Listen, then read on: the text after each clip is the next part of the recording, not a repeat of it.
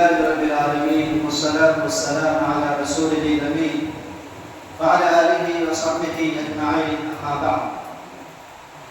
معزز سامعین، مسند احمد کی روایت ہے، ام المؤمنین حضرت عائشہ رضی اللہ تعالی عنہا فرماتی ہیں، سمعت رسول اللہ صلی اللہ علیہ وسلم یقول فی بعض صلاته اللهم حاسبنی حسابا یسیرا، کہ میں نے اللہ کے نبی صلی اللہ علیہ وسلم کو اپنی بعض نمازوں میں یہ کہتے ہوئے سنا، اللہم حاسبنی حسابا یسیرا، پروردگارا تو میرا حساب آسان فرما۔ ام المؤمنین حضرت عائشہ رضی اللہ تعالی عنہا نے پوچھا، مل حساب الیسیر، اے اللہ کے نبی صلی اللہ علیہ وسلم آسان حساب کا کیا مطلب ہے؟ آسان حساب کسے کہتے ہیں؟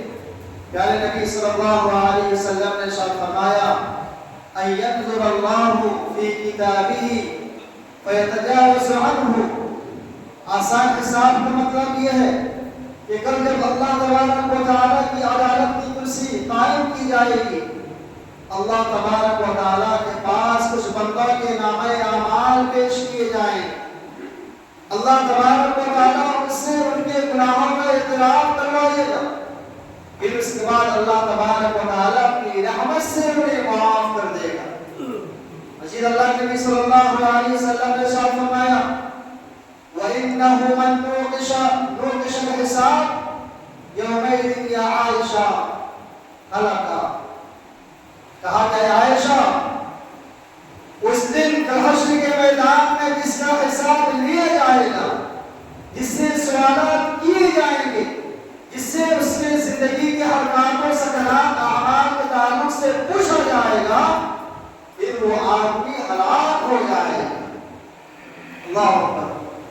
قانون میں معزز سامعین کہ بندے مومن کو چاہیے کہ وہ ہمیشہ اپنے گناہوں پر نظر رکھے اور آخرت کی فکر کرتا رہے، کیونکہ وہی انسان اس دعا کا اہتمام کرے گا جسے اپنی بعض پرس کا خیال ہوگا، جسے آخرت کی جواب دہی کا احساس ہوگا، وہی انسان اس دعا کا اہتمام کر سکتا ہے، کیونکہ اس دعا میں بندہ مومن التجا کر رہا ہے کہ پروردگارا میں گنہگار ہوں، میں عاصی ہوں، میں نے تیری نافرمانی کی ہے، لہذا تو اپنی رحمت سے میرے گناہوں کو بخش دے۔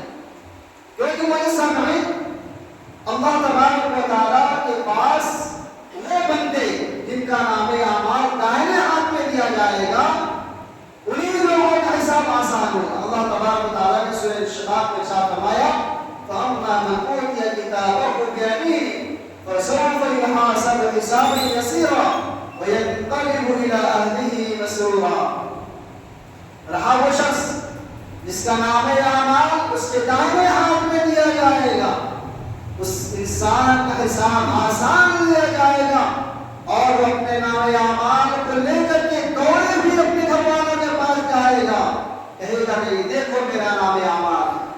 تو معلوم ہوا آسان حساب کا مطلب یہ ہے کہ اللہ تبارک و تعالیٰ بندے کو دیکھیں گے، بندہ اعتراف کرے گا، سہما ہوا ہوگا، اللہ تبارک و تعالیٰ سے پوچھیں گے نہیں، بس اس سے نظر رحمت سے معاف کر دیں گے۔ یہ آسان حساب۔ اور جس سے پوچھا جائے گا پھر بھلا بتائیے وہ صحیح وہ کیسے بچ پائے گا؟ ایک انسان جو کاروباری ہوتا ہے 2-4 لاکھ کے حساب میں وہ گڑبڑا جاتا ہے، 2-4 لاکھ کے حساب میں انسان غلطی کر بیٹھتا ہے، کئی چیزیں لکھنے سے بھول جاتا ہے، اور ABCD کی بات تو الگ ہے، جب لوگوں سے بڑے لوگوں سے پوچھا جاتا ہے تو ان کی حالت خراب ہو جاتی ہے۔